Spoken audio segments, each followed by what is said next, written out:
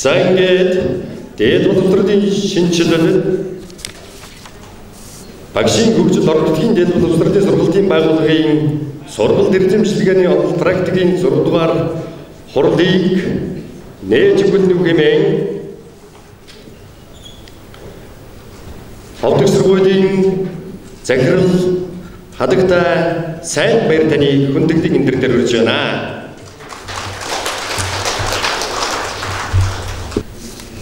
Дээд боловсролын шинэчлэл багшийн хөгжил сэдвт эрдэм шинжилгээний хуралд оролцохоор урагдан ирсэн Монгол Улсын их хурлын гишүүн, Монгол Улсын засгийн газрын гишүүн, боловсрол соёл шилхэн спортын сайд цогцол маань Улсын зөвлөлийн дарга гасан дондог эрхэм хүндэт зочид төлөөлөгчд эрдэмтэн судлаачид та бүгдэд энэ өдрийн мэндийг хүргэж байна. Монгол орны баруун бүс нутгийн боловсрол, соёл, шинжлэх ухааны төв болсон ховд сургууль нь орон нутгийн дээд боловсролын сургалтын байгууллагуудтай хамтран тэртээ 2008 оноос эхлэн орон нутгийн ихтэй сургуулиудын дунд тулгымдсан асуудлуудыг шийдэх, харьцан туршлагаас солилцох, шийдлийг олох арга замыг олох зорилгоор энэхүү урдуудыг уламжлалт хэлбэрээр зохион байгуулж ирсэн байна. Энэ удаад Ховд аймгийн баруун бүсийн хөгжлийн тулгуур төв хов дотноо зохион байгуулахаар бид бүгд хорон цуглаад байна. 40 шахам жилийн түүхтэй ховд сургууль нь байгуулагдсан цагаасаа эхлэн гадаад дотоодын ихтэй сургууль, эрдэм шинжилгээний байгууллагуудтай хамтран Монгол орны нийгэм эдийн засгийн нэг гол төлбөр баруун бүс нутгийн байгаль, экологийн нөхцөл, хүн зан олон, нийгэм эдийн засаг, хэл соёл, боловсрол, түүх угсаатны зөв, ёс заншил, уламжлал зэрэг өргөн хүрээтэй асуудлуудыг орчин үеийн инновацийн асуудлуудтай холбон шинжлэх ухааны өвднөөс судалж олон төрлийн хүртээл болгох, эдийн засгийн эргэлтэнд оруулах талаар судлаач мэргэжилтнүүдийг бэлтгэж гаргаж ирсэн баялаг төвтэй сургууль байна. Энэ удаагийн хуралд олон сонирхолтой илтгэл тавигдаж, орон нутгийн дээд боловсролын байгууллагуудын сургалт судалгааны ажлын чанарыг дээшлүүлэх, нийгэмд үзүүлэх үйлчлэгээний хүртээмжийг нэмэгдүүлэх, нийслэл болон орон нутгийн хөгжлийн ялгааг арилгах, суралцагч орон нутгатаа өртөг багтаагаар боловсрол эзэмсэх зэрэг давуу талыг хадгалан үлдэхээс гадна оюуны өндөр чадамжтай, хөрвөх чадвартай оюутан суралцагчдыг өнөөгийн нийгэм, хөдөлмөрийн зах зээлд бэлтгэн гаргахад шинэлэг санаа өгсөн үр дүнтэй бүтээлч арга хэмжээ болно гэж зохион байгуулагчийн зүгээс найдаж байна. Ийхүү тус хуралд оролцохоор боловсрол соёл шилхэн спортын сайд, боловсрол соёл шилхэн спортын яамны төлөөлөл, Азийн хөгжлийн банк, дээд боловсролын шинжилэл төсөл, олон улсын болон дотоодын зөвлөхүүд, боловсролын магадлалын итгэмжлэлийн үндэсний зөвлөлийн мэргэжилтнүүд, төвийн болон орон нутгийн ихтэй сургуулиудын төлөөллүүд, эрхэм хүндэт зочид төлөөлөгч та бүхэнд ховд сургуулийн нийт хамт олонны нэрийн өмнөөс болон хувьяасаа та бүгдийн цаашдын эрдмийн ажилд өндөрөөс өндөр амжилтыг хүсхийн зэрэгцээ тус хурлыг зохион байгуулахад санхүүгийн бодит дэмжлэг болон тухайн хурлыг зохион байгуулах арга зүйн дэмжлэг үзүүлэн ажилласан боловсрол соёл шилхэн спортын яамны дээд боловсролын газрын хамт олон Азийн хөгжлийн банк, дээд боловсролын шинжилэл төслийн хамт олон гүн талархлаа илэрхийлж байна.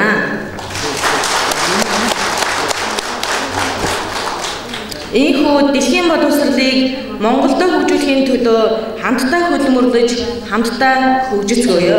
Анхаарал хандуулсан та бүдэд баярлалаа. Хурлын үйл ажиллагаанд анх тусч байна. Тэтгэлийн эндэрт улсын хурлын эрхэм гишүүн, боловсрол соёл спортын соёл шинжлэх ухааны спортын сайд хадагтай цогцол маа таны хүндэт өрж байна.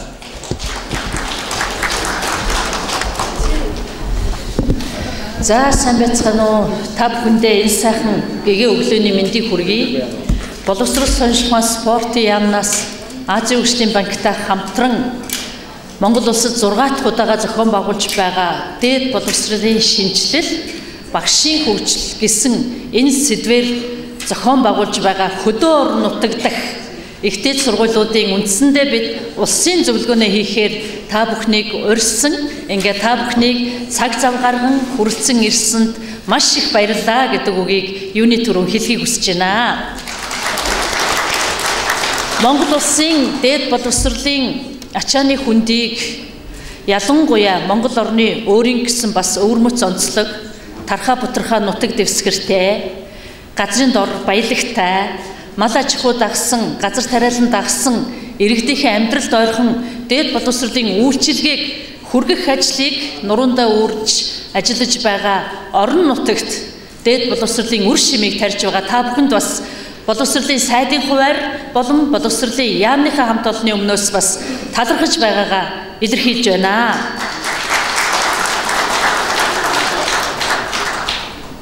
Монгол улсын дээд боловсролын бүтэц бас үнэхээр өөрийн гэсэн онцлогтой. Төвлөрсөн байдлаар нийслэл Улаанбаатар хотод 97 их дээд сургуулиудын бараг одоо 80 орчим хувь нь үйл ажиллагаа явуулж байгаа ч гэсэн орон нутгуудад өнөөдөр 20 жилийн түүхтэй, 30 жилийн түүхтэй, 40, 50 жилийн түүхтэй дээд боловсролын байгууллагууд бас өнөөдрийн хүртэл хөгжиж ирсэнд бид нар бас талархал дэвшүүлж цаашдын үйл ажиллагаанд нь амжилт хүсэж байна. За би энэхүү зөвлөгөөнд сайтын хуваар ач холбогдлыг бол өндөрт өгж байгаа юм аа. Бид өнөөдөр дээд боловсролынхаа хөгжлийн асуудлыг ярихдаа үнэхээр орон нутгийн дээд боловсролын байгууллагуудынхаа асуудлыг тусгайлан авч хэлэлцэх ийм боломж олдсонд маш их талархалтай байна. Бид өнөөдрийн энэ 2 өдрийн уулзалт, сургалт, за магадгүй үндэсний хэмжээний зөвлөлдөх хэмжээний ач холбогдолтой ийм уулзалт болж байна гэж ингэж бодож байгаа. Тийм учраас сая сургалтын хөтөлбөрийг харж суухад аль болохоор нэг уулзсан дээрээ орон нутгийн дээд сургуулиуд маань өөрсдийн бас онцлог ач холбогдол, магадгүй туршлага, за магадгүй одоо сургамж, цаашаа шийдвэрлэх олон асуудлаа ярилцах ийм боломж бол энэ зөвлөгөөнөөр олдох юм байна гэж ингэж харж бас олзуурхаж байна. Ягаад гэвэл төдийлөн бид хамтран суугаад энэ асуудлаа яриад байх боломж бол байдгүй.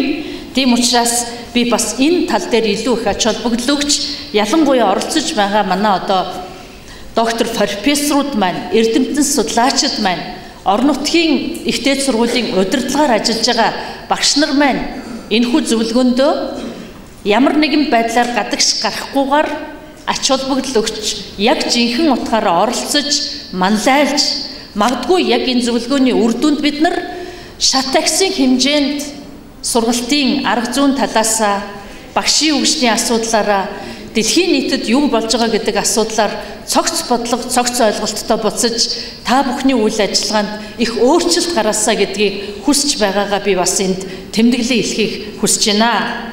Би дараах зүйлүүдийг та бүхэндээ хэлье гэж ингэж бодож байна. Дээд боловсролын шинэчлэл гэдэг энэ одоо томьёолол маань бидний хувьд уриал озон битгий байгаасаа гэж ингэж бодож байгаа юм. Энэ бол нийгмийн захиалга бидний өмнө тулгарч байгаа асуудал. Дээд боловсролын шинэчлэлийг хийгээч гэдгийг ард түмэн биднээс захиалж хүсэж байгаа. Уулзалт болгон дээр би өнөөдөр энэ уулзалтанд орохын өмнө Өвөрхангай аймаг, Баянхонгор аймаг, за өчигдөр Говьалтай аймагт ажиллаад ирлээ. Өмнө нь би 10 аймгаар явсан байгаа. Очсон газар болгонд одоо нэг тод шиг давтдаг гэж хүмүүс ярьдаг штэ. Ингэж давтагдж байгаа асуудал юу вэ нөхлөөр сайд минь дээд боловсролынхаа чанарын асуудлыг анхаарч хичээл гэдэг асуудлыг очсон аймаг болгонд иргэд бүхэн дуу нэгтэйгээр бидэнд үүрэг даалгавар болж өгж байгаамаа. Тийм учраас өнөөдрийн энэ зөвлөлгөө, өнөөдрийн энэ уулзалт, өнөөдрийн энэ цугларалт бол яг энэ асуултанд хариулах тийм боломж байгаасаа гэж би хүсэж байна. Бодтойгоор өөрсдийнхөө байгаа байдалд үнэлгээд үнэлт өгөх хэрэгтэй байна. Бид нар үндэсний зөвлөгөөний хийсэн доктортой хөгжил ба дээд боловсрол зөвлөгөө хийгээд та бүхэн бүгдээрээ очисон байгаа. Бүгдээрээ төлөөлөл оролцсон байгаа. Тэнд бид нар магадгүй тодорхой төвшөнд онлын асуудал ярьсан, зорилгоудаа тодорхойлсон, тодорхой хэмжээнд бүх асуудалтай анализ хийхийг оролцсон боловч орон нутгийн дээд боловсролын хөгжлийн асуудал гэдэг бол яг миний уулзаад яваад байгаа энэ 13 аймгаар орчоод өнөөдөр ирж байна. Тэгэхээр энэ иргэдийн маань хүсэн хүлээж байгаа асуултын хариултыг бид өөрсдөө өгөх ёстой юм аа. Бид яг юу хийж чадах юм?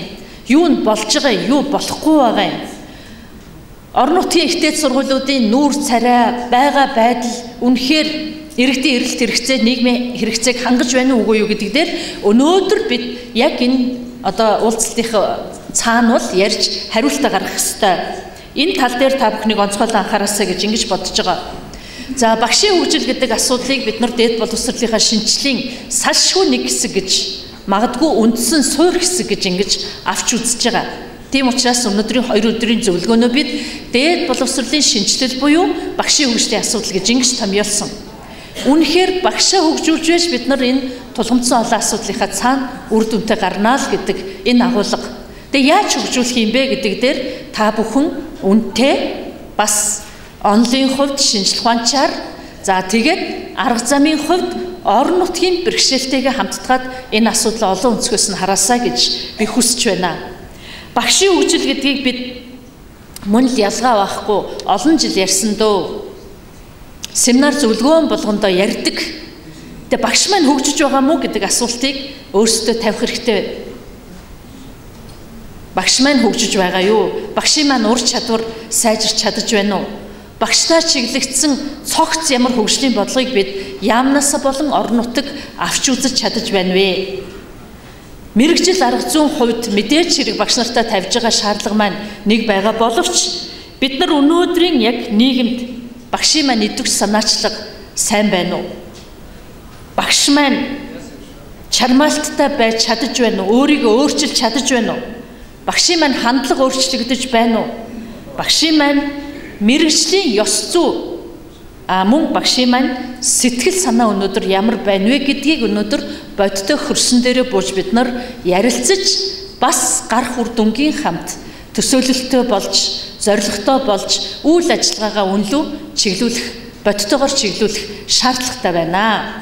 Өчигдөрхөн бид өнөөдөр энд одоо зөвлөгөөндөө бэлдэж байхад би Говьалтай аймагт ажиллаж байхад бас л багш нарын маань нэгэн хэсэг гудамжиндаа гарч жагссан.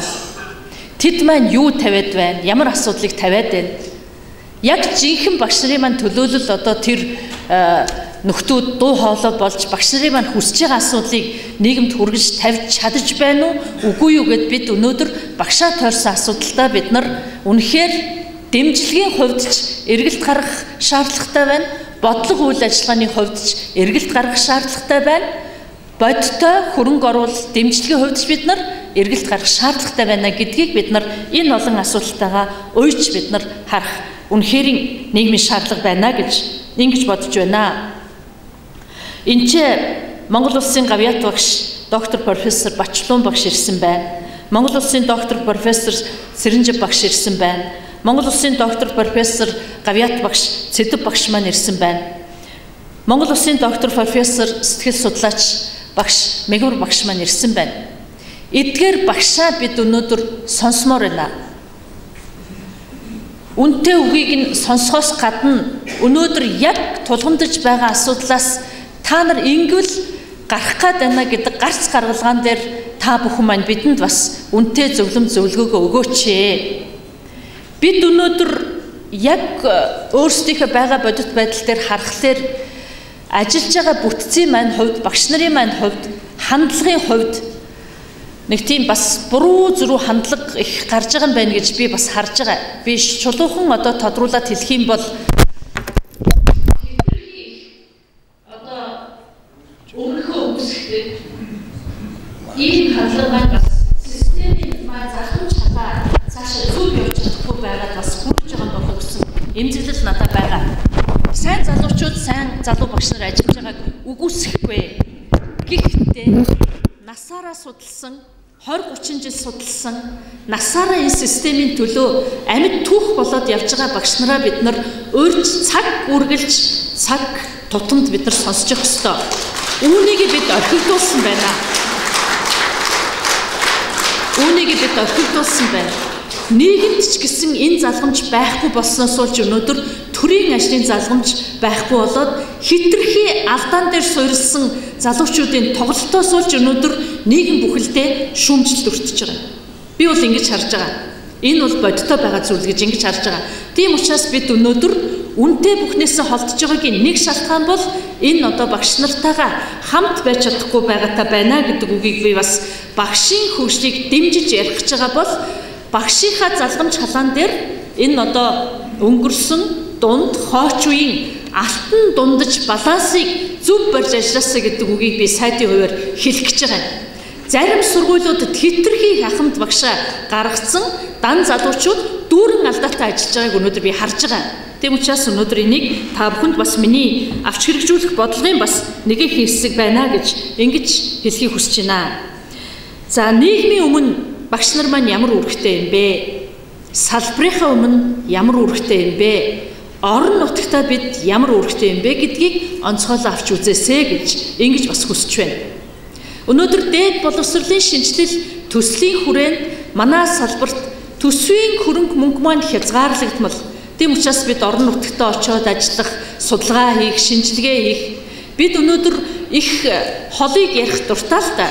Дэлхий, олон улс, чиг хандлага, Америк ямар байна, Япон ямар байна гэж бид ярих дуртай. Энэ зөв чиг бас зөв одоо кейс мөн боловч Монгол орн өнөөдөр өөрсдөө салбараа хөгжүүлэх маш том потенциалтай, маш том хүний нөөцтэй тэр тусмаа боловсролын салбарт маш олон эрдэмтэн судлаачид, доктор, профессор, академич нар байна.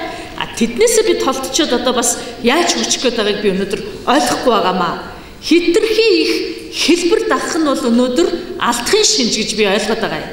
Тийм учраас сайд маань их хоцорсон өнцгөөс ярьж гин гэж битгий ойлгороо. Бидний авах ёстой сургамж энэ байна гэж би өнөөдөр харж байгаа. Тийм учраас Монгол улсын боловсролын систем дотроо байгаа нөөцөө ашиглахгүйгээр дандаа гадагшаа харж сайн туршлага гэж боловцоо бас байхгүй байгаа. Энийг бас та бүхэн зөв одоо хэлбэрээр хараасаа гэж бодож байна. За нөгөөтэйгүр мэдээж хэрэг дэлхий хаашаа явж байгаа юм бэ гэдэг одоо зүгийг бид анхаарахгүй орхиж болохгүй. Дэлхийн дээд боловсролын хөгжлийн чиг хандлага чанар хүртээмжийн одоо үр дүнг юугаар томьёолж тодорхойлж ийнэ гэхээр чанартай дээд боловсролыг хүртээд гаргасан төгсөгчд ямар цаг хугацааны дараа ажлын байран дээр очиж байна уу гэдэг энэ зүйл өнөөдөр нэг критерий болсон байна. Гэтэл Монголд өнөөдөр дээд боловсролыг маш олон хүмүүс эзэмшиж байгаа боловч төгсөгчдийн 65-70% нь ажлын байргүй. Дээд боловсролтой ажилгүйчүүдийн тоогоор өнөөдөр магадгүй Монгол улс их сонирхолтой тоо гарч байгаа. Тийм учраас дээд боловсролын чанар гэдэг асуудлыг бид нар ярих юм бол, шинжлэл гэдэг асуудлыг ярих юм бол өнөөдөр бид нар төгсөгчд маань яаж ажлын байраар хангагдж байгаа юм бэ гэдэг энэ асуудлыг ярихаас өөр арга байхгүй, арга зам байхгүй, бултах газар байхгүй. Нөгөө тал нь бас яг энэ асуудлын цаана юу шууд хөндөгдөж байна вэ гэхээр дээд боловсролтой мэрэгчлэнээ бэлтгэж байгаа мэрэгчлийнхээ индекс, мэрэгчлийнхээ захиалгыг бид нар хөдөлмөрийн зах зээлтэйгээ яаж уялдуулж байгаа юм бэ? Монгол улс ямар хөгжлийн концепц цаашаа авч явах гэж байгаа юм? Үнэхээр ойрын 15-20 жил бид нар уул уурхай түшгэлсэн эдийн засгийн тулгуур бодлого зарчмыг авч явах гэж байгаа юм бол одоо инженерүүдэд бэлдэж эхлэх үү? Яах вэ? Энэ асуудал манай салбарын тулгамдсан асуудал. Хөдөлмөрийн зах зээлтэйгээ ихтэй сургуульд бэлтгэж байгаа мэрэгжилтнийхээ индексийг уялдуулах асуудлыг өнөөдөр бодлогын түвшин шинжлэх ухаанчаар харах зайлшгүй шаардлагатай байна.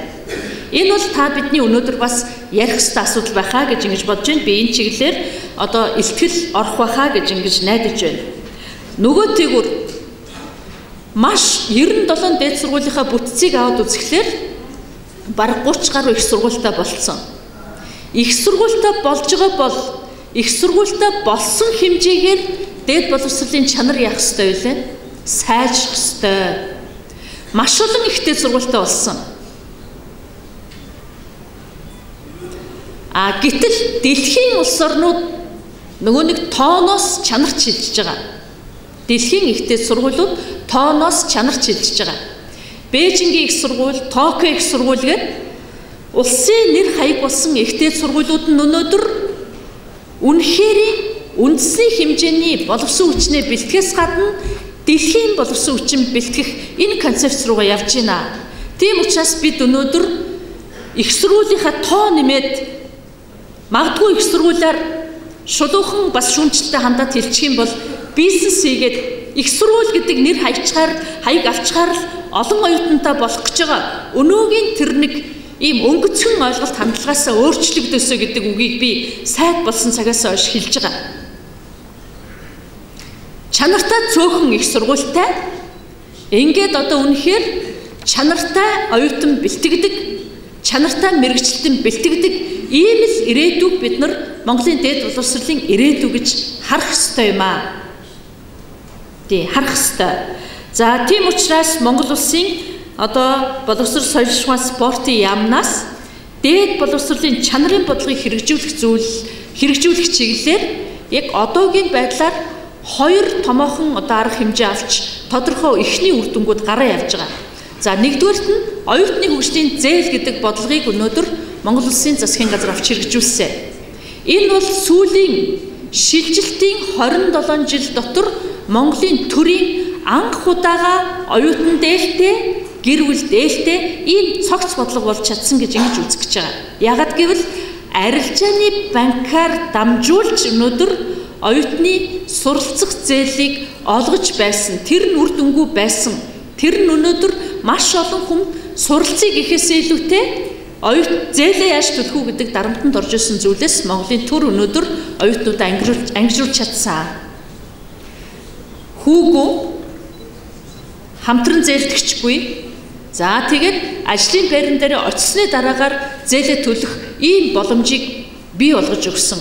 Бас энэ оюутны хөгжлийн зээл дээр нэг том чанарын акц гарсан юу вэ гэхээр зөвхөн бакалаврын түвшинд энэ зээлийг олгодог байсан бол магистр, докторантурт олгож байгаа гэдэг нь өнөөдөр дээд боловсролоо бид нар агуулгаар нь санхүүжилтийн хувьд дэмжиж байгаа төрийн бодлого гэж та бүхэн маань ойлгох ёстой. Хоёрдугаар чанарын асуултанд бид нар уйж өгсөн. Бакалаврын түвшинд 2.8 кредитийн голчтой, шат агсын түвшинд 3.2 кредиттэй оюутан болгон энэ зээлд хамрагдах боломжтой болж байгаа. Тэгэхээр цааталт нь чанарын үзүүлэлтэд уйж өгсөн ихтэй сургуулиудынхаа чанарыг үүний цаана дэмжиж байгаа гэдэг агуулгыг та бүхэн маань аль эрт ойлгоцсон байгаа гэж ингэж бодож байна. За би зүгээр сая мэдээлэл авсан.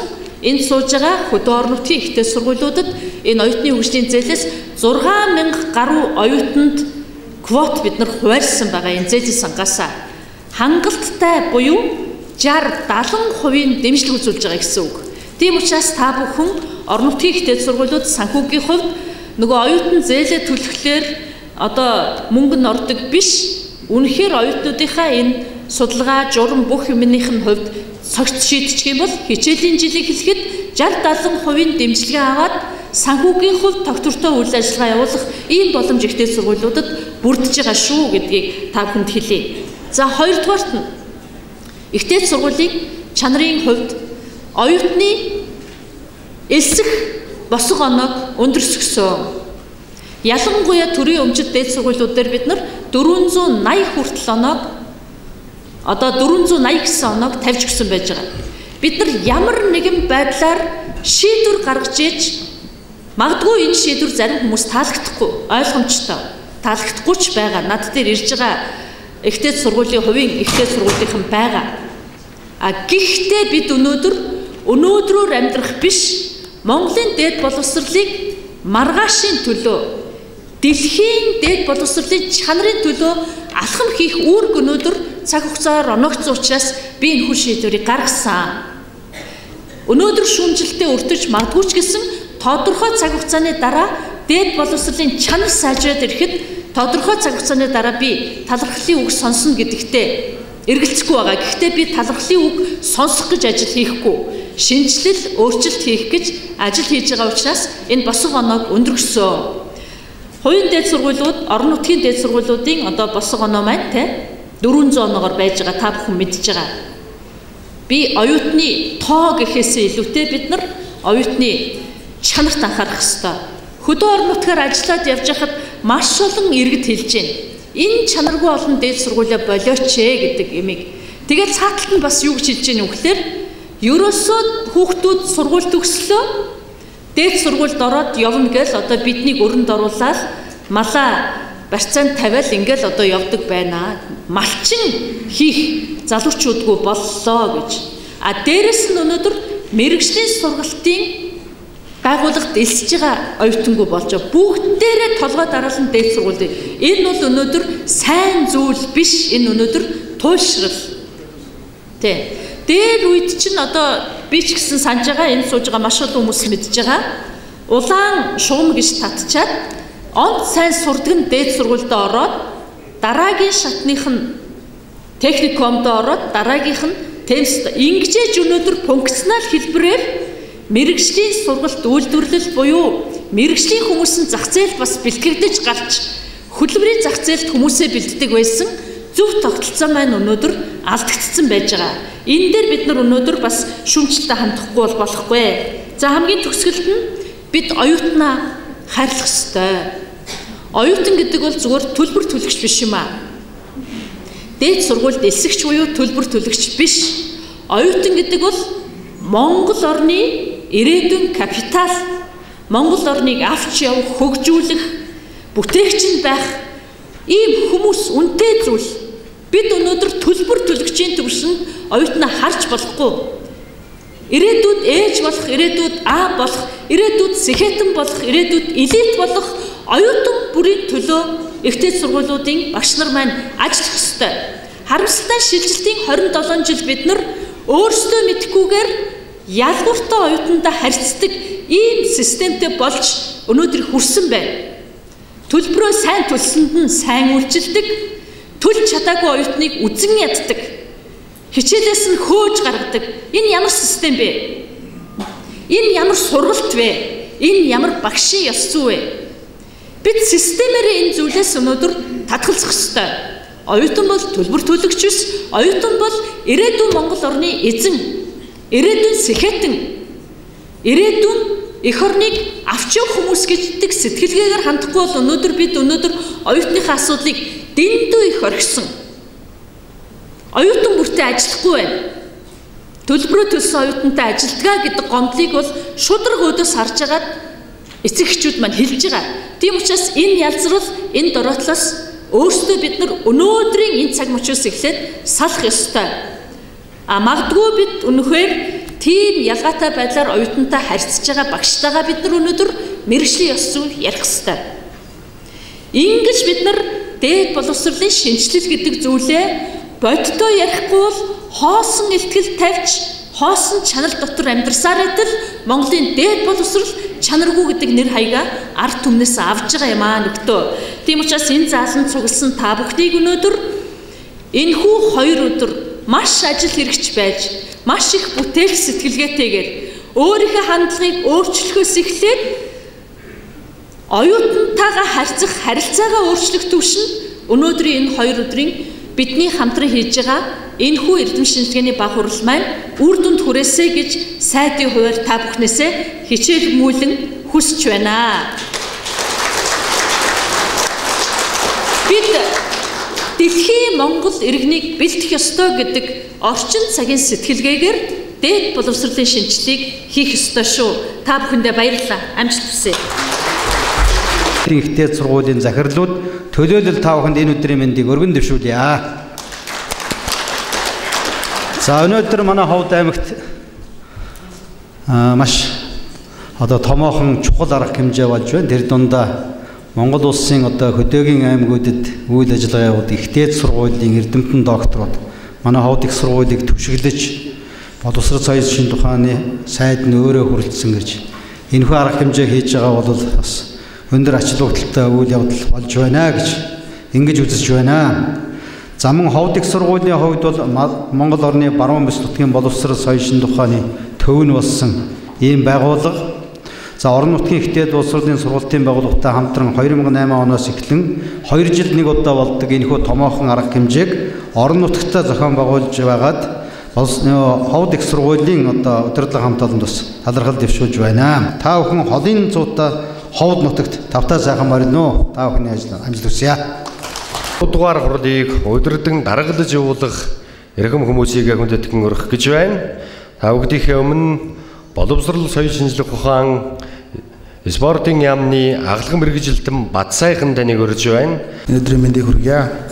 За ингээд өнөөдөр орон нутгийн дээд боловсролын сургалтын байгууллагын Дээд боловсролын шинэчлэл-Багшийн хөгжил сэдвүүд эрдэм шинжилгээний баг хурлын үндсэн илтгэлүүдийг одоо танилцуулахад бэлэн болсон байна.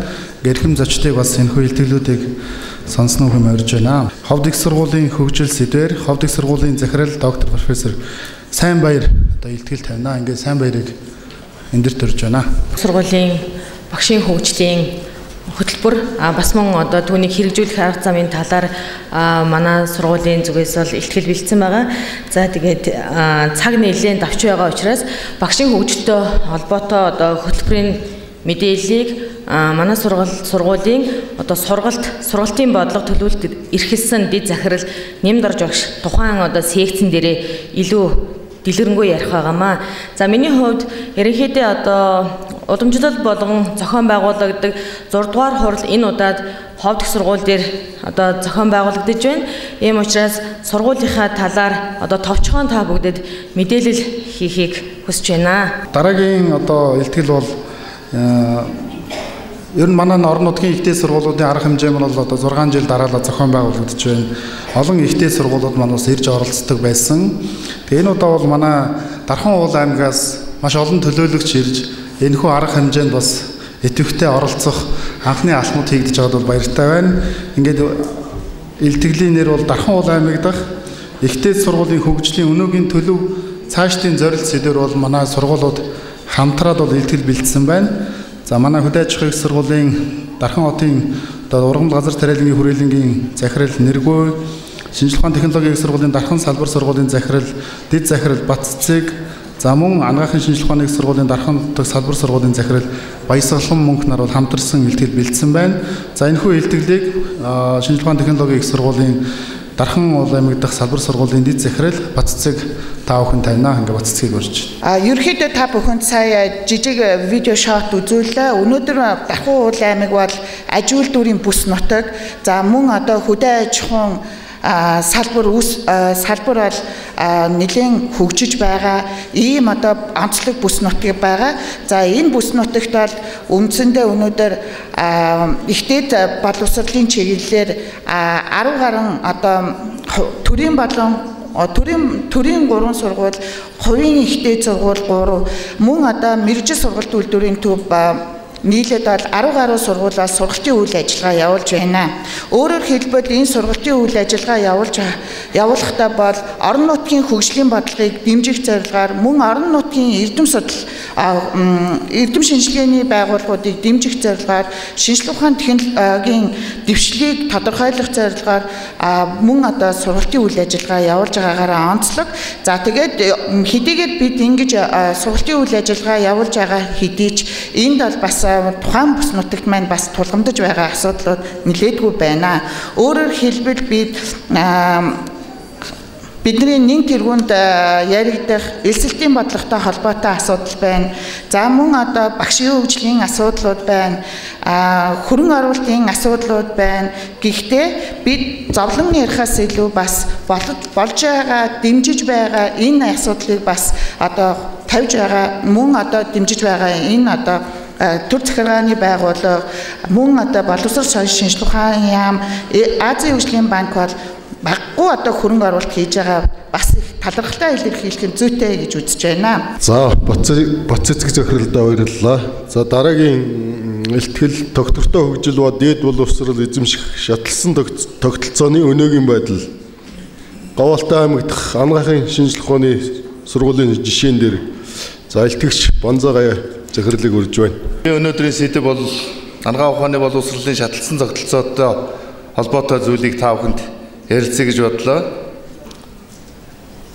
За энэ орон нутагт бол хамгийн гол одоо асуудал бол одоо бид нар дээд боловсролтой мэргэжилтэнгүүдийг бол бүх одоо сургуулиуд ингээд бэлтгэж байна.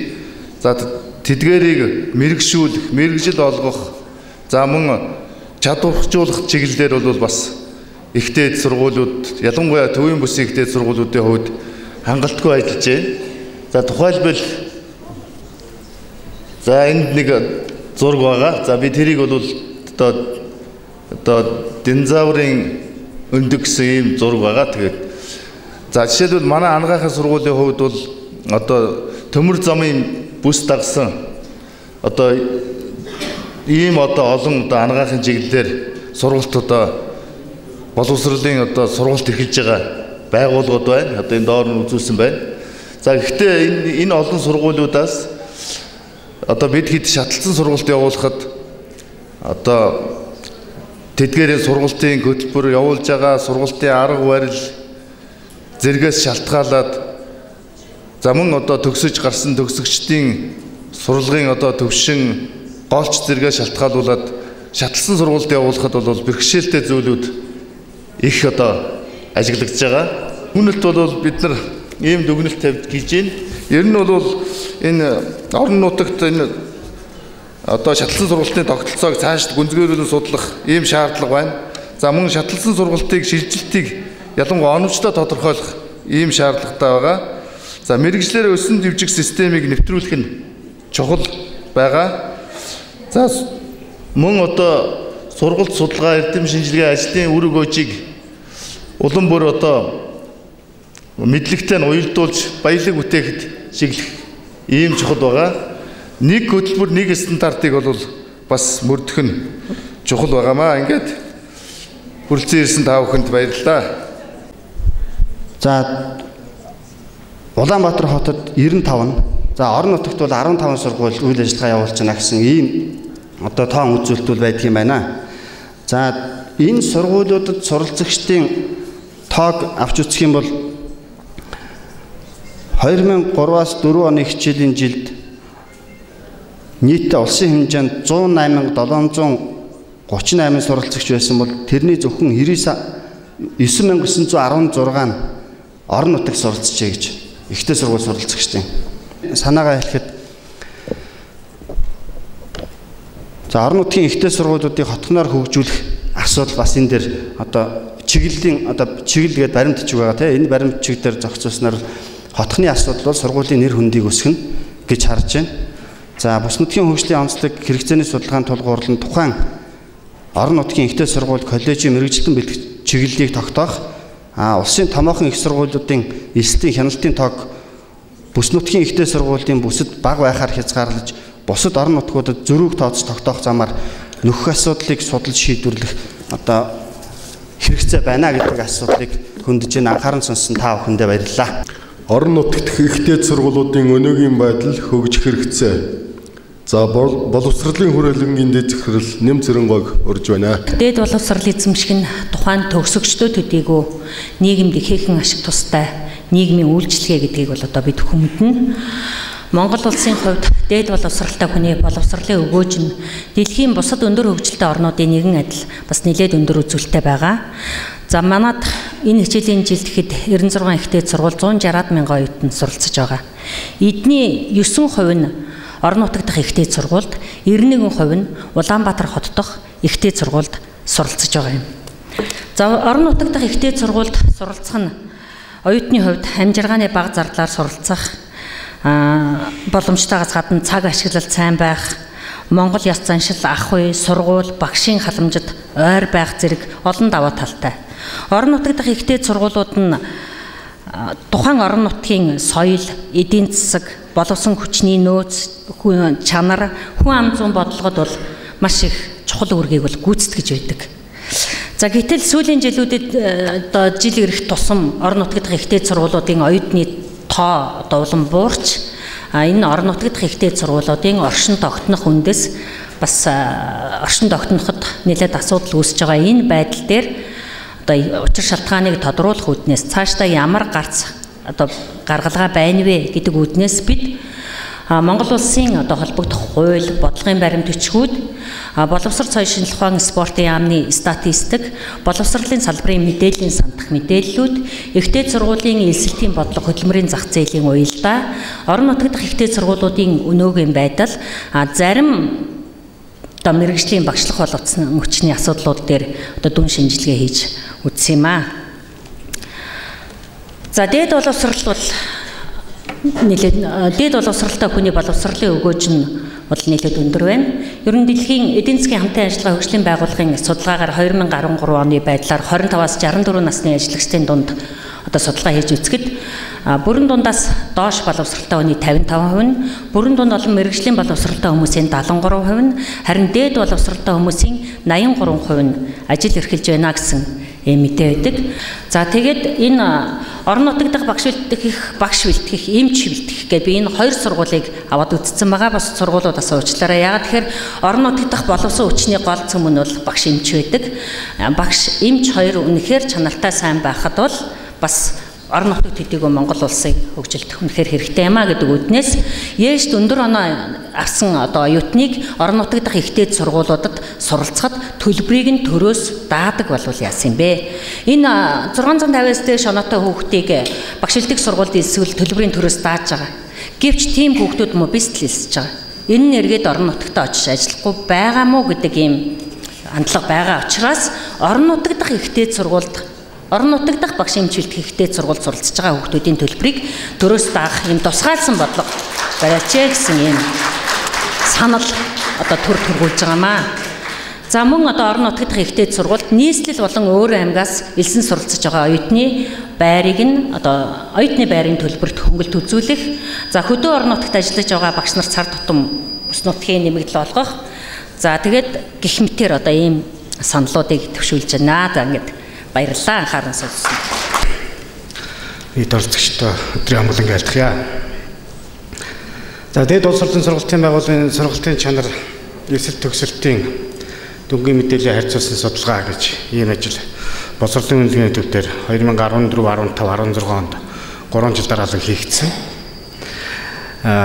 За эрх зүйн үндэс нь бол 2012 оны боловсролын тухай хуулийн шинжилсэн найруулгаар боловсролын үнэлгээ төв нь бүх шатны боловсролын сургалтын чанарт хөндлөнгийн үнэлгээ хяналт үнэлгээ шинжилгээ хийнэ гэж ингэж тусгагдсанаас үүдэлтэй юм эрх зүйн баримтч хүрээнд бол тэгээд бол яг зүгээр яг үнэлгээний төв энд ажиллаж сууж байгаа бүх багш нар бол ерөнхийдөө мэднэ. Ерөнхий боловсролын төвшөнд бүрэн дунд боловсролын төвшөнд бол хангалттай хэмжээний үнэлгээ хийдэг ийм байгууллага.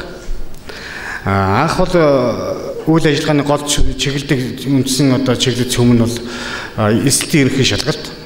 Мөн одоо юуны бүрэн дунд боловсролын үнэлгээ судалгааны ажлууд байсан. Хуулиараа нэгт ингээд ажлын үйл ажиллагааны чиглэл бүх шатны боловсролын чанарт үнэлгээ судалгаа шинжилгээ хийнэ гэсэн ийм чиглэлтэй болоод ирсэн учраас бид анхны судалгаа нэг 3 жил дараалж анх одоо энэ судалгааг эхлүүлсэн юм. Тэгэхдээ судалгааг яг яаж эхлүүлэх вэ гэдэг дээр бол яг бид нар дээр байгаа нөөц юу вэ гэдгийг эхэлж харж байгаа. Байгаа нөөц юу вэ гэдэг. Бид нар дээр байгаа нөөц юу байсан бэ гэхээр ерөнхийдөө л дээд боловсролын сургалтын байгууллагын элсэн суралцагчдын ерөнхий дүн онооны дата бааз байгаа. Ерөнхий дүн онооны дата бааз байгаа. Тэр нь одоо юу гэдгийг 2006 оноос хойш дата бааз байгаа манай дээр. 2006 оноос хойш. Бүх одоо юу шалгалт өгсөн хүмүүсийн. Тэр маань 2006 оноос хойш төгсөгчд маань шалгалт өгөөд ихтэй сургуулиудаа элсэн ордог. Тэр дүнгийн мэдээллийн бааз манай дээр үлддэг. Түүнийг цаашид дахиад эрдэмшлэгээний ч юм уу судалгааны эргэлтэнд оруулдаггүй ийм байдалтай байсан. Тэр дата баазыг яадаг вэ гэхээр зөвхөн буцаагаад ерөнхий боловсролын сургалтын чанарт хяналт шинжилгээ хийх байдлаар, үнэлгээ хийх байдлаар ингэж ашигладаг байсан. За үүнийг дээд боловсролын байгууллагын сургалттай яаж холбох вэ гэдэг ажлыг ерөнхийдөө 14 оноос явж эхэлсэн.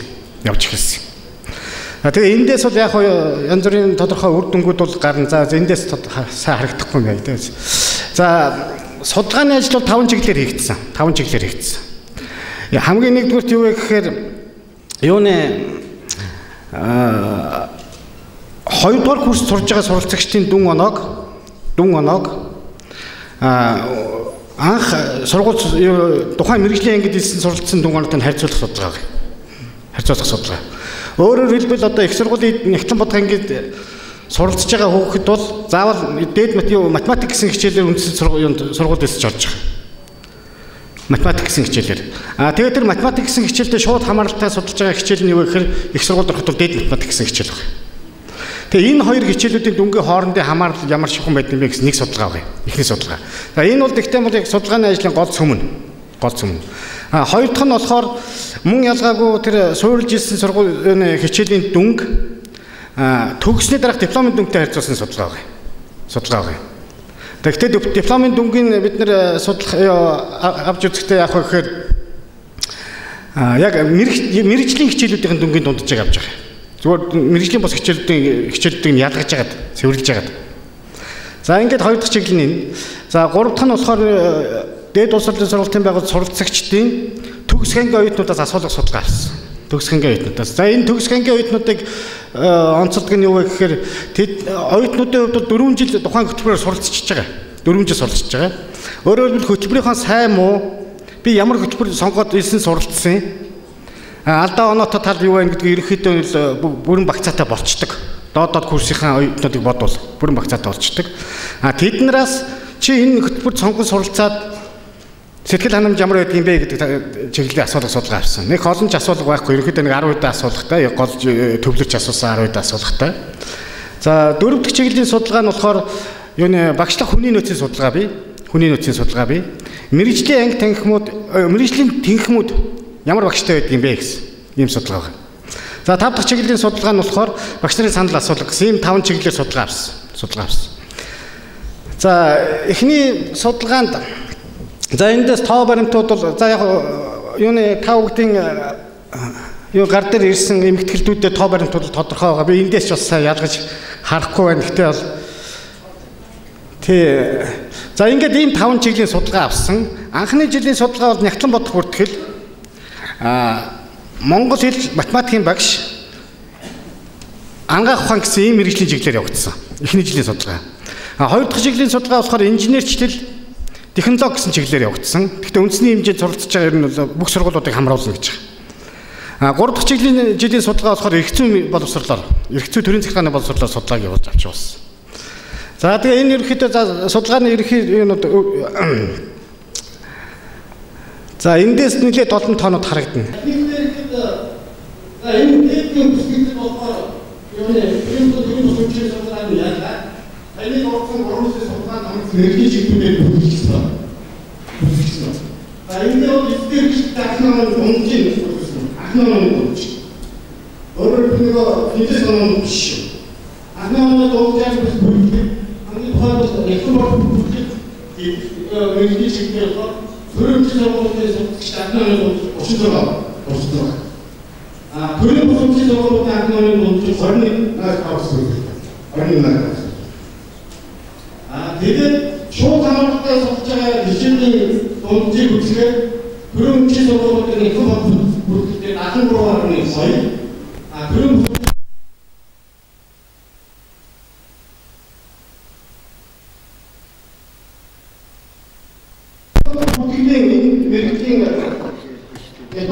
мэргэжлийн судалгааны дэлгэрэнгүй энэ бүсгийгээр гаргаж байна. За энэ үрдүнгүүд бол ерөнхийдөө мэргэжлийн бодлогод ахаа сургуулиудаар эмчилж ялгаад аруулж байна. Тэгээд эндээс ингээд харахад Монгол Улсын их сургуулийн бизнесийн сургууль. Хүмүүсийн бизнесийн сургууль юм уу? Математик хичээлийн анхны бол 67 оноо. 67 оноо. За энэ 67 оноо хэмжээс болоод шийдвэрийн үндсэндээ 650 дээр орчин.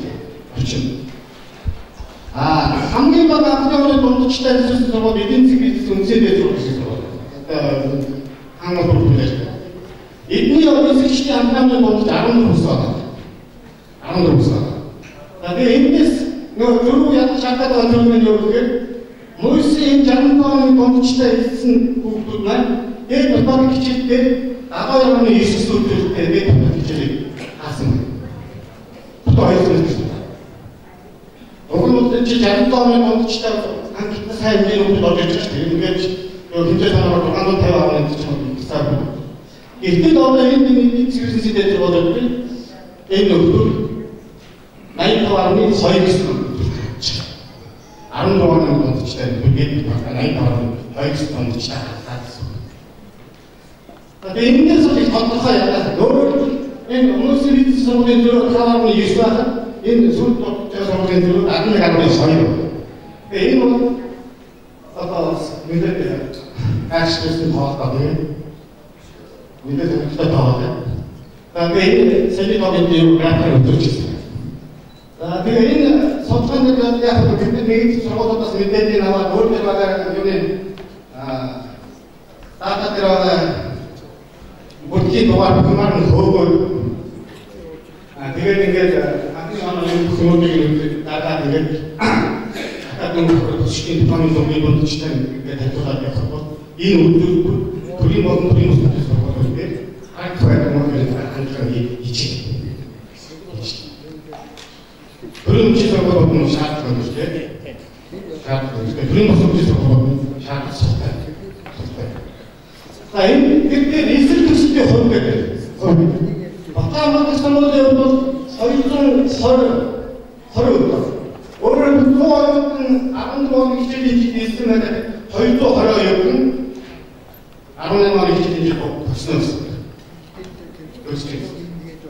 Хоёроос нь хобби сургууль орж дунд чой гэсэн байна.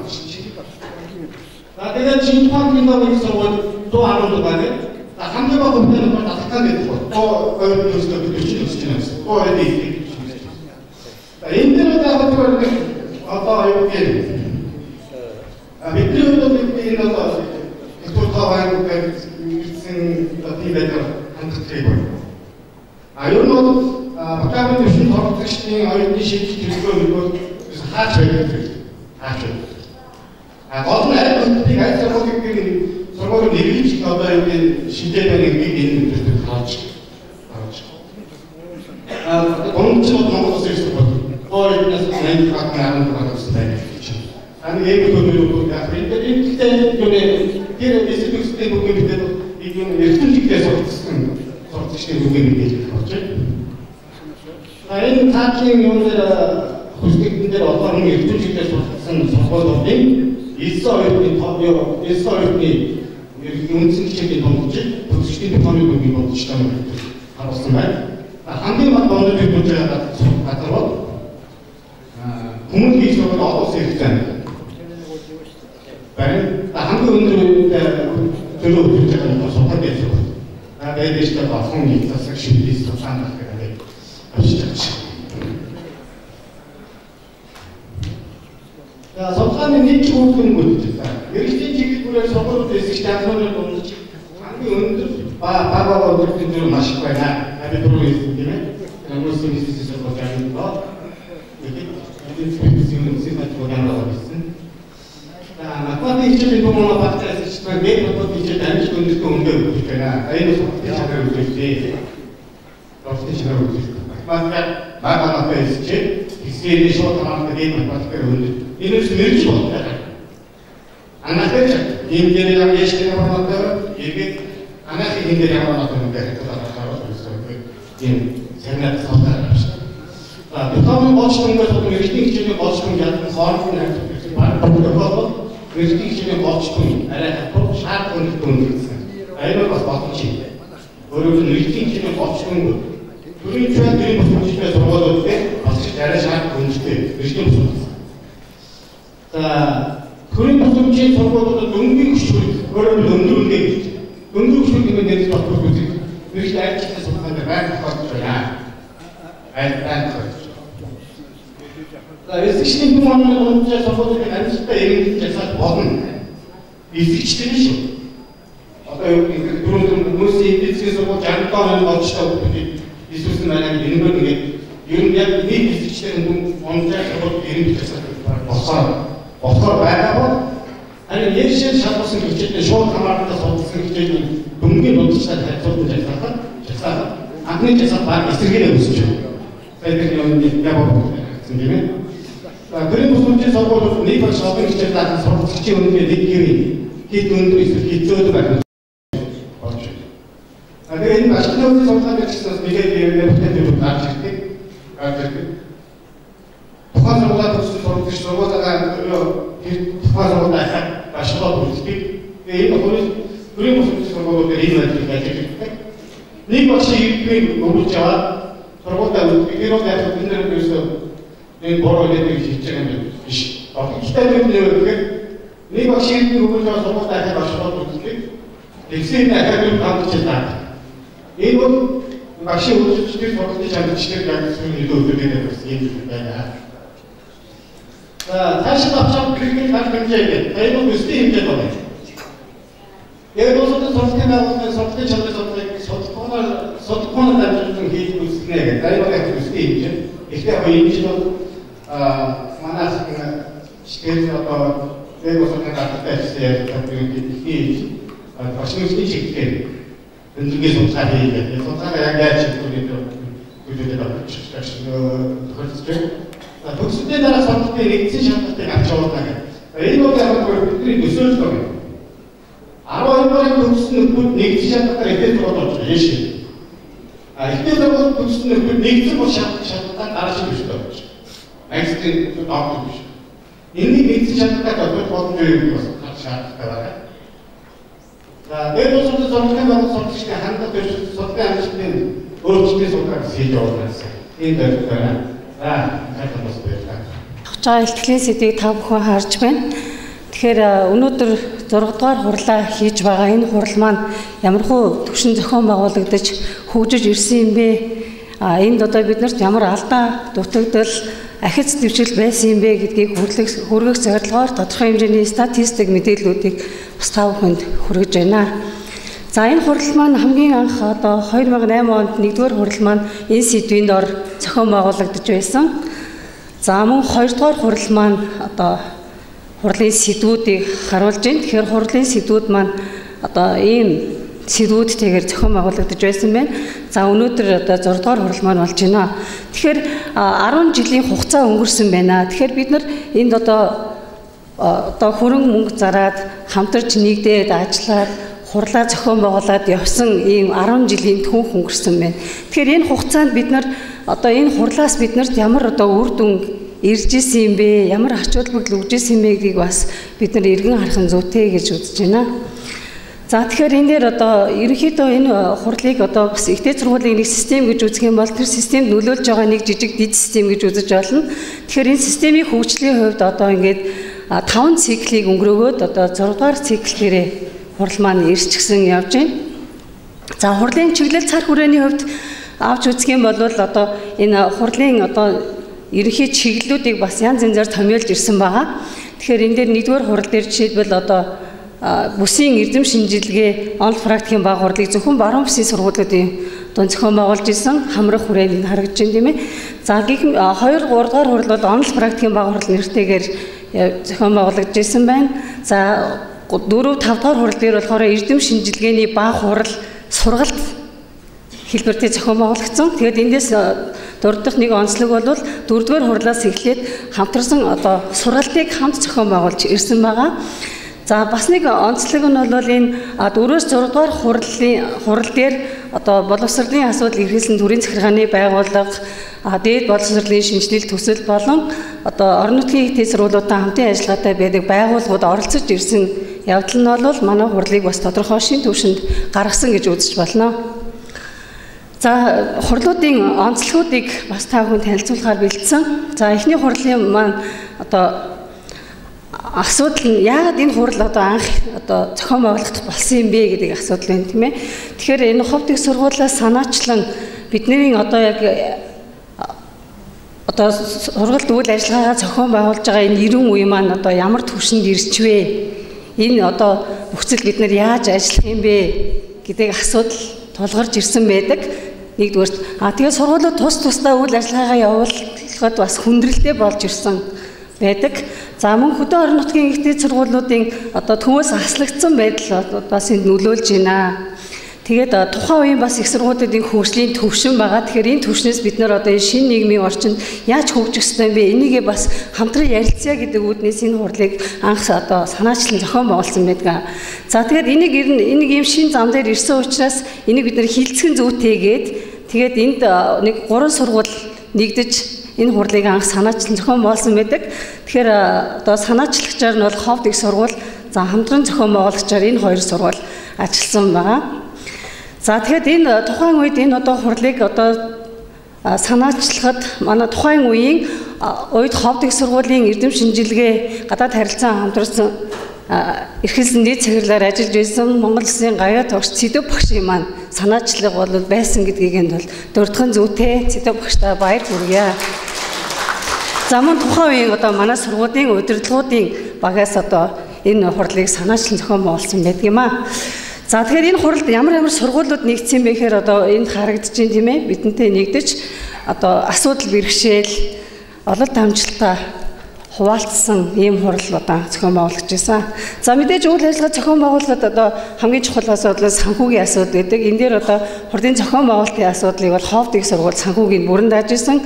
За мөн оролцогч сургуулиуд өөрсдийн одоо хүрэлцэж ирэх зардлаа дааж исэн. Ийм байдлаар анхны урлагаан зохион байгуулагдаж байсан түүхтэй. Тэгэхээр эхний хурал дээр бол одоо миний авсан мэдээлэлээр бол нэг 4 сая гаруй төгрөгийн санхүүжилтийг ховд их сургууль энд оруулж одоо хурлыг анх зохион байгуулжсэн байна. За хоёр дахь хурал маань одоо завхан нутагт болсон их утгатуудын нутагт бид нар очиж хуралдаж байлаа. За энэ дээр одоо нэмэгдэж нэгдсэн сургуулиудыг энэ дээр харуулж байна.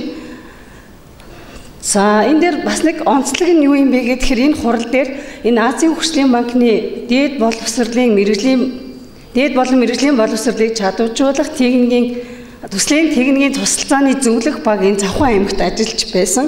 Тэгэхээр тухайн үеийн одоо санхүү эдийн засгийн дээд сургуулийн захирал Бат Жаргал одоо энэ хуралд хүрэлцэн ирж оролцож энэ одоо орон нутгийн их дээд сургуулиудын энэ асуудлыг бас цааш нь энэ төсөлд одоо уламжлалын зүйтэй гэдэг дээр одоо бас ач холбогдол өгж ажилласан байдаг. Энэ дээр бас мөн тухайн үед Завхан их сургуулийн захиралаар ажиллаж байсан Эрдэнэ чимэг захирлын оролцоог бас дурдхан зүйтэй гэж үзэж байна. За тухайн үед санхүүжилтийг бас мөн Завхан их сургууль одоо өөрсдөө гаргаж зохион байгуулж ирсэн. За 3 дугаар хурал маань мөн ховд их сургууль дээр маань зохион байгуулагдсан байгаа. За энэ хурлын нэг онцлог нь юу вэ гэхээр одоо ерөөсөө энд нэг сургууль дээрээ дамжиж зохион байгуулад байхгүйгээр одоо бас энд нэг тодорхой зөвлөл байя. Одоо хамтарч ажиллахад энийг зөвлөл байгаа тэргүүрээ дамжих ёстой байна гэдэг ийм одоо асуудлыг ярилцаад энэ орон нутгийн мэргэжлийн боловсролын байгууллагуудын холбоог анх байгуулж исэн байгаа. Тэргүүнээр нь тухайн үед ховд их сургуулийн захирлаар ажиллаж исэн доктор профессор Ж Ванчинхүү. За дээд тэргүүнээр нь дорнод дээд сургуулийн захирал Од Мандахнаар томилогдсон байдаг ийм түүхтэй юм аа. За санхүүжилтийн хувьд бас одоо мөн ховд их сургуулийн нэг одоо хариуцсан зохион байгуулж исэн. За 4 дахь хурал маань одоо дорны их тал зохион байгуулагдсан. За энэ хурлын онцлог нь юу вэ гэхээр энэ хурлаас эхлээд боловсрол соёлын шинжилгээ ухааны яам, боловсролын магадлалын идэвхжлийн үндэсний зөвлөл, Монголын их дээд сургуулиудын консорциум зэрэг бидэнтэй одоо нэгт холбоотой ажиллах ёстой байгууллагууд маань бас одоо ач холбогдол өгж оролцож эхэлсэн нь бол ач холбогдол гэж үзэж байна. За мөн тэр хуралд одоо Орсын улманы улсын Бурят улсаас ирж ихтгэл хилцэгдэж байсан. За мөн Азийн хөгжлийн банкны дээд боловсролын шинжилэл төсөл маань санхүүжүүлэгч болон одоо оролцогчоор оролцож байсан нэг ач холбогдолтой болсон байдаг. За мөн нэг онцлог юу вэ гэхээр энэ дээр тухайн тэр хуралд жишээлбэл одоо орон нутгийн одоо зүүн бүсийн, баруун бүсийн ч юм уу одоо тэр 3 сургуулийн 6 багш нийлж нэг ихтгэл хилцүүлж исэн. 3 сургуулийн 10 багшийн хамтарсан элцэглүүд одоо хилцэгдэж хэвлэгдэжсэнийг нь бас урдхан зүйтэй. Тэгэхээр энийг яагаад урдж байна вэ гэхээр тэгэхээр өөрөөр хэлбэл бас нэг 2 3 дахь хурал дээр болоход одоо нэг бүгдэнд нь адилхан тулгардаг бэрхшээлүүдээ бүс нутгууд дээр ямар байгааг одоо хамтран судалж илтгэжсэнээр бас онцлогтой байдаг гэж үзэж болно. За санхүүжилтийн хувьд энэ хурлаас эхлэн одоо Азийн хөгжлийн банкны дээд боловсролын шинжилэл төсөл бидэнд одоо бас санхүүжилтийн болон бас энэ хурлаас гарсан одоо баримт бичгүүдэд тусгагдсан асуудлуудыг шийдвэрлэхэд дэмжиж ажиллаж байсан байдаг. За дараагийн хурал маань одоо Догшин утгтын нутагт 5 дугаар хурал маань зохион байгуулагдсан байдаг. За энд одоо сургалтын хувьд одоо ямар сургалт агуулгатай сургалтууд зохион байгуулагдаж байсан мэгнийг харуулж байна. За санхүүжилтийн хувьд одоо бас энэ дээд боловсролын шинжилэл төсөл болон орон хувьдах салбар сургуулийн санхүүжилтээр одоо сайхан зохион байгуулагдаж байсан. За өнөөдрийн хурлын онцлог нь юу вэ гэхээр одоо боловсролын соёл шинжилгээ ухааны спортын сайд өөрийн биеэр ажлын албаны өргөн бүрэлдэхүүнтэйгээр оролцож байгаагаараа бас манай хурлыг шин шатанд авчирж байна, ач холбогдол өгж байна гэж ойлгож байна. За мөн одоо боловсролын хүрээлэн, боловсролын үлгээний төв, тэгээд одоо дархан дах олон салбар сургуулиуд оролцож байгаа. За мөн Солонгос улсаас одоо зарим одоо элтгэгчийн өгүүлэл нь одоо манай эмгэтгэлд хэвлэгдсэн зэрэг онцлогуудыг энд дурдж болж байна. За мөн сургалт одоо хамт одоо зохион байгуулагдж байна. За хурлын чиглэл хамрах хүрээний хувьд одоо түрүүн бас дурдсан байна тийм ээ. За хурлын цар хүрээ оролцогчдын хувьд бас бид нар нэг төрийн байгууллагаас одоо хэрхэн оролцож ирсэн ингээд нэг статистик тоонуудыг гаргаж ирсэн байгаа. Тэгэхээр сүүлийн одоо 3 урд одоо төрийн байгууллагаас яамнаас одоо болон бусад байгууллагаас оролцож байгаа. За тэгэхэд оролцогчдын тоо их дээд сургуулиудын одоо тоонууд энэ дэр бол нэлийн өсөж байгаа нь манай анхны хурлаас одоо хойш хурлын маань цар хүрээ хэрхэн одоо нэмэгдэж байгааг энэ дээр бас харуулж байгаамаа. За өнөөдрийн хурлд одоо 22 байгууллага оролцож байна. За салбар хурлаан ба илтгэлийн хувьд одоо үндсэн илтгэлүүд одоо хэдэн илтгэлүүд тавьж исэн бэ гэх мэтлэн одоо 6 хурлын статистикуудыг та бүхэнд харуулж байна. За тэгэхээр энэ салбар хурлааны илтгэлүүдийн тоон дээр бид нар бас нэг харж үзгээд ингээд одоо эмгэтгэлд хэвлэгдсэн өгүүлбэрийн тоог харж үзэхээр бас ийм өсөлттэй буралдаан янз бүр байгаа. Тэгэхээр энэ нь болохоор тухайн хуралдаанууд одоо ямар чиглэлээр зохион байгуулагдж ирсэнтэй холбоотойгоор одоо ийм байгаа хаа. За хуралдааны чиглэл илтгэлийг харуулж байна. Тэгээд та бүхэн эмгэтгэлийн 115 дугаар хуудаснаас энэ одоо дэлгэнгүй мэдээллийг авч болно. За энэ хурлаас гарч байгаа эмгэтгэлүүд дээр би бас нэг одоо тайлбарлаж ярих гэж бодож байна. Тэгэхээр эхний эмгэтгэл бол энэ ийм хэлбэртэй. За 3 дугаар эмгэтгэл бол цахим хэлбэр гарсан байгаа. Ягаад гэвэл энийг хэвлэхэд бас санхүүгийн асуудал байсан учраас цахим хэлбэрээр хэвлэгдсэн байдаг. За эмгэтгэл байгаа өгүүлбэрүүдийн тоонуудын хувьд одоо тэр статистикууд харагдж байгаа. За энэ дээр нэг зурдах зүйл юу гэхээр энэ ховд их сургуулиас одоо зохион байгуулсан хурлын эмгэтгэлүүд бүгдээр одоо ISB-ийн дугаартай байгааг та бүхэн бас эндээс харах нь бас зүйтэй байгаа тийм ээ, дараагийн хурлыг зохион байгуулаад. Тэгэхээр энэ эмгэтгэлүүд ингэж хэвлэгдснээр одоо бид нарт бас одоо нөгөө хурлаар хилцэгдсэн асуудал илтгэлүүдийг түгээн дэлгэрүүлэх болон за мөн багш нарын одоо эрдэм шинжилгээний кредитэд нь одоо бас нөлөөлж исэн ийм одоо бас дэмжлэг болж исэн гэж үзэж байна. За тэгэхээр хамгийн гол зүйл маань энэ хурлаас бид нар хилцснийхаа дараа санал зөвлөмж уриалгуудыг гаргаж ирсэн. Тэгэхээр та бүхэн эмгэтгэл дээрээс бас хараараа. Тэгээд энэ уриалгуудаас бас тодорхой хэмжээний одоо зарим асуудлууд бол бас шийдэгдэжсэн асуудлуудыг энэ дээр одоо ингээд тодруулж харуулсан байгаа. За энэ 1, 2, 4-р хурлаас гэхэд давхцсан байдлаар одоо ийм асуудлыг улсын хурл засгийн газар зөвшөөрлж исэн байна. За боловсролын яамд төвшүүлжсэн асуудлууд энд харагдаж байгаа. За яамд бол бас нэлээх асуудал төвшүүлжсэн харагдаж байна тийм ээ. За боловсролын Монголын төвшлийн үндэсний зөвлөлд за мөн техникийн тусалцааны багт одоо анх завхан одоо 2 дугаар хурал завхан зохион байгуулагдж байхад энэ багт одоо ийм саналуудыг тавьснаар бас манай хурлыг санхүүжүүлэх болон хамтран зохион байгуулахад ихээхэн ач холбогдол өгч дэмжиж байгаа. Тэгэхээр Даасан хөгжлийн банкны дээд боловсролын шинжилгээний төслийн хамт олонноос бүгдээрээ талархлаа илэрхийлэх нь зүйтэй гэж үзэж байна. За ингээд бүсийн аймагуудын иргэдийн хуралд хамгийн газарт бүсийн зөвлөлд за бүсийн сургуулиудад ингээд олон санал зөвлөмжүүдийг гаргаж ирсэн. Тэгээ эндээс бас тодорхой зарим нь бол ажил хэрэг болж ирсэн нь бол бас манай хурлын бас одоо ач холбогдол юм а гэж дүгнж болох юм а. За тэгээд одоо ерөнхий дүгнэлтийг та бүхэн харж байна. Тэгээд манай хурал маань одоо ингээд 6 дахь хурал дээр бид нар хуралдаж байна. Амжилттайгаар өнөөдрийн төвшөнд хурж ирсэн байна. Гэхдээ бид нарт бас анхаарах зүйлүүд бас байгаа гэж бодож байна. Тэгэхээр миний бие одоо чадан энэ хурлуудад бүх хурлуудад оролцсны хувьд бас нэг ийм бэлтгэлийг өрхөн зүйтэй бахаа гэж нэг ийм бэлтгэлийг бэлтгэсэн юм аа. Тэгэхээр энэ уралд одоо хурлаас гарсан санамж жижиг болон одоо хэвлэгдсэн энэ бүх баримтуудыг үндэслэн одоо ийм мэдээллийг та бүхэнд хүргэж байна. Боловсролтой байх нь хүмүүсийн материалын нөхцөлийг ухаалгаар хөгжүүлэх гол хүчин зүйл мөн. Нийгмийн оюуны болон үйлдвэрлэх хүчний дэвшил гарахгүй үед унах задрал явагдах нь зайлшгүй. Соёл иргэшлийн бүхэл түүний маргашгүй нотолгоо мөн гэж Оросын нэрт сургууль хүмүүжүүлэгч Онолч Испалко эцсэн бий.